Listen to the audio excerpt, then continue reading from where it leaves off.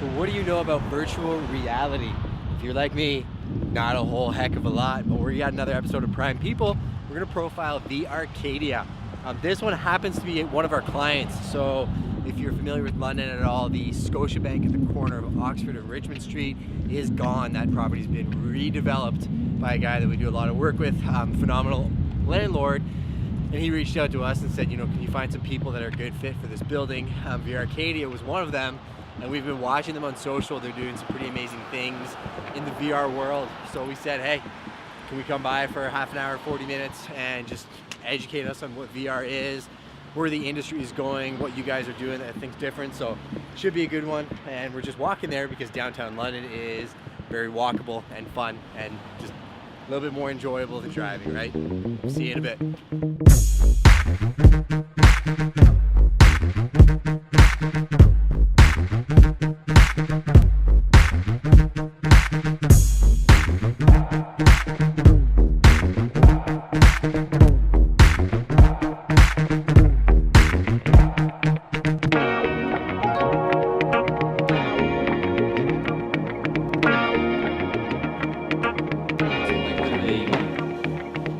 That experience that I just had was beyond my expectations, right? Like I came in here and I told you, I said, I was referencing Lawnmower Man and like VR when I was a kid. Yeah. And when we were doing this deal with you guys and looking for the space, and you brought up the concept of coming down here. I know when the team quarterbacked it, they said it's perfect.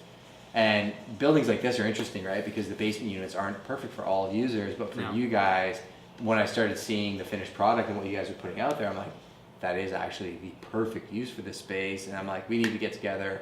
I need to see what you guys are doing more in depth, which led us to doing this episode and sitting down with you guys, because I think the audience needs to know what you guys are doing. Because if I'm a guy that's super technology driven and I don't understand what's happening in the world of VR, Uncle Jimmy driving up Richmond Street, going to get a piece of pizza at Masonville has less of an idea, right? So, first off, I guess, who are you, and give me your thoughts on the current state of VR. Yeah, so I'm Daniel Kharlas. So I'm one of the co-owners of this business, VRcadia Virtual Reality Lounge. So for us, it started off in a place of we loved virtual reality. So I got to work on a project where we were developing virtual reality meditations. That's where my background is in academic neuroscience and psychology of meditation, things like that. So when I started to develop some of that VR meditation, I realized, oh my God, this is an amazing opportunity. This technology is, like you said, way better than I expected it to be. And what we can create is boundless. Like there's infinite potential. But we realized that, like at the time, there wasn't really an industry. Like even if you made the best game ever, you still couldn't really do anything with it. Yeah. So that's why we wanted to open a place where we could experience it more and get a good feel for it, but also bring the community in. So get Londoners to start to experience it and let us know what is virtual reality to them. Yeah. So once you experience it, right away you're having all these ideas of like, what could it be? How can I apply in this situation? How can I apply it here? So we wanted to start those conversations as quickly as we could. And that's why we were really, really happy when we found the space. Because for us, we saw the space, it was like the basement of Scotiabank being used for absolutely nothing, covered in dust. Yeah. And we just saw it right away. We were just instantly like, this is the space. This is where it has to be. Because for us, like, we're a business. Like, you don't need any lights. You control all the different light. You make it as futuristic as possible because it's a box, basically. So we were able to design it in a way that I don't think we could have designed other spaces.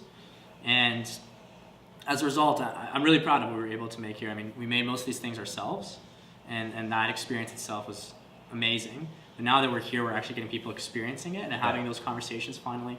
What is virtual reality to you?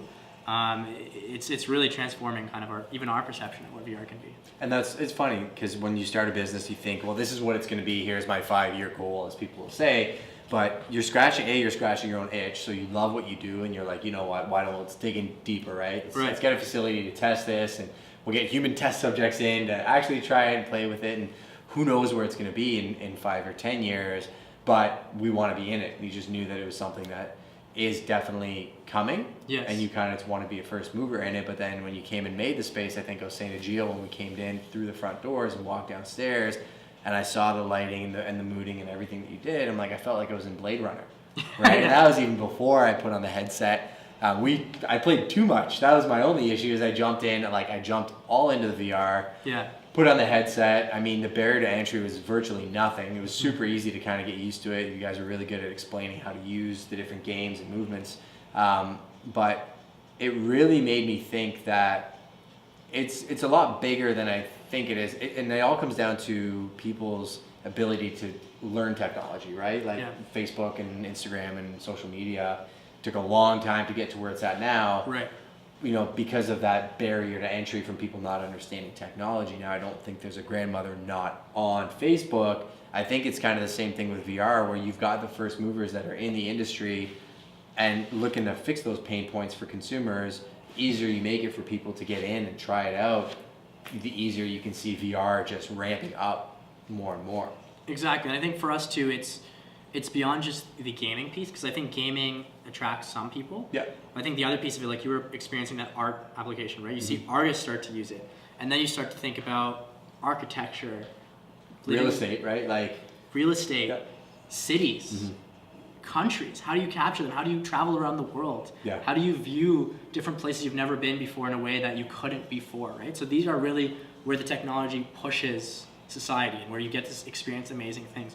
We had this application the other day that we were testing out where you could experience a concert in virtual reality. Oh, wow. So you saw musicians create this music video experience, which was like an extension of their bodies. They're controlling it. They're these giant, huge things. You're flying through it. There's music that's spatial. It's coming at you from all directions. It's a totally different musical experience. So that artist is actually pushing past the boundaries of what it means to be a musician to be in this new medium. And that's what I love seeing. That's why the main thing we've been like holding here for events have been concerts. Yeah. So I think music, arts, culture. I saw that actually. Sorry to cut you off, but on Instagram, that was one thing that triggered. I saw that you had this concert experience, and I'd seen it like 20 years ago where they just put on the headsets and you could hear that, but silent obviously disco, using the headset, the silent discos, and if you're doing the headset experience too, that painting application completely changed my mind in what's possible, because I can't imagine for an artist to have a 3D medium to paint in with all of the tools at their disposal. Right. From a musician standpoint, that's got to be pretty mind-blowing too, right? Yeah, so we've had one of our friends who runs Business Junction Beats. Okay. And he's been here a ton. Yeah. And he's a drummer. So for him, he's experienced, he's asking all these questions of, okay, what does it look like to have a virtual drum kit? What does it look like when I have 15 instruments around me? I don't need to have any physical, just bring them in. Yeah. They're just items, they're just objects that I just bring in and I can play, right? So we're asking all these questions of like, what does it mean if we bring this in? And that's been amazing. That's been so cool to see other people kind of thinking about what does it mean for them. Especially when you get people who are, like you said, really interested in technology. And as soon as they see something like this, it just expands their mind. Like, whoa. So that's been our experience with concerts. So we've had 4 different concerts now with 4 very different vibes. So one of them was actually a meditation concert. Okay. So it was electronic ambient music, and then we had this thing called nature treks, where you could go in space, you could be underwater, you could be in a forest, be all these different landscapes, but you're still listening to music and having this experience of just being chill, relaxed, into the music, feeling yourself flow with it. And then we've had basically like psychedelic rock.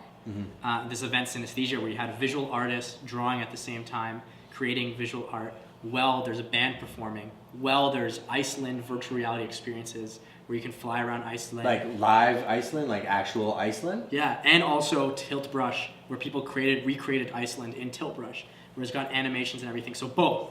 So I can't even draw a stick figure, and when I was doing Tilt Brush and I do that little circle thing at the end, like, it's so satisfying to me. So I can imagine artists coupled with actual reality. That's bananas. And with 360, like, are they taking like 360 cameras, going to Iceland, shooting it, and then importing that? Like, what is it? Some of it is Google Earth VR. Okay. So being able to travel around the world is possible because we have all this satellite imagery that they've then created 3D models of. Okay. So it actually feels like the place, and then they, like you said, they take 360 footage, and then you get to street view. So you're actually standing on the street because someone's taken 360 photos and uploaded it to Google Earth. That's only going to get more and more prevalent too, right? As the technology gets better. I mean, the Google Earth stuff is ancient technology in our eyes, but you know that what Google's working on in the back end is just going to amplify more and more, right? 100%. So it's only going to get crisper, and then the medium fiber optic, so Start.ca is a client of ours, right? Yeah. And I talked to Pete about fiber, and I'm like, how does it work? How fast can it go? He's like, how fast do you want it? Yeah. He's like, it's glass. He's like, we can make it as fast as you want. And I'm thinking about it now, coupling him with what you do. Really, if you need that much data and they can crank it up. So we use Start. Yeah, it's endless, right? Part of the partnership with Start at the beginning was us saying to them, this is where we're starting. Yeah. But we know the technology is going to ramp up. Are you guys ready to ramp up with us? Yeah. And that's why we have fiber here, actually. And they're probably excited about that too. Like, I know those guys. Their team's been here. They're dynamite, right? Yeah. Oh, they came to actually play. Yeah. That's awesome. 100%, because we've had to talk to them since the beginning. Okay. Like you said, internet is actually a huge part of this because we have so much multiplayer experiences. Yeah. That's where we really shine, is when a team comes in here, they're all playing right beside each other. Yeah. And so the internet speed had to be really fast to be able to allow people to in real time play one game together. Yeah, and that's crazy that you can do group events, right? So you can do player versus player, you can do single player type stuff. Yeah. And you're right, like the gaming is really one big piece of that. I think that's my biggest takeaway from this episode. My mind's spinning in terms of real estate applications, so I'll probably talk to you about some stuff that I think we can do on the side, outside 100%. Of this. But I mean, even if it's just for entertainment or doing something different rather than your typical day-to-day, this is a pretty dynamite spot. How many games do you guys have? So right now we have 30 games loaded up. Okay. And every few weeks we add some new ones. Yeah. So the library is just growing as we introduce new things. I think we're going to be having a multiplayer ninja fighting game soon. Okay. Which is pretty crazy over the next few weeks. So we're just kind of trying to add more and more things as we learn what people love. Yeah. You mentioned the real estate thing. We're really interested in architecture right now. Yeah. And what does it look like to have virtual reality tours and simulations and things like that? So that's an exciting conversation to have for sure. Yeah, it's funny. It's very timely too because there's something that just happened in our business where it's actually a perfect merger. So I'm not going to get too in depth about that because we're going to be quiet about that. Yeah. But as far as the VRcadia, where are you guys located? How do people book time with you? Can they just walk in? So we're right at the corner of Richmond and Oxford, 750 Richmond Street. You'll see the Mucho Burrito sign, then you'll see our VRcadia sign. Yeah. At nighttime, you can't miss it. It's beautiful and purple, and it stands right out. It's amazing at night. We're open Monday to Thursday, 5 to midnight. Okay. Fridays, we're open a little bit later, 1 a.m. Saturdays and Sundays, we're open all day from 12 to 12. Okay. Yeah. So can they find you online on the web or Instagram? VRcadia.ca to book your session.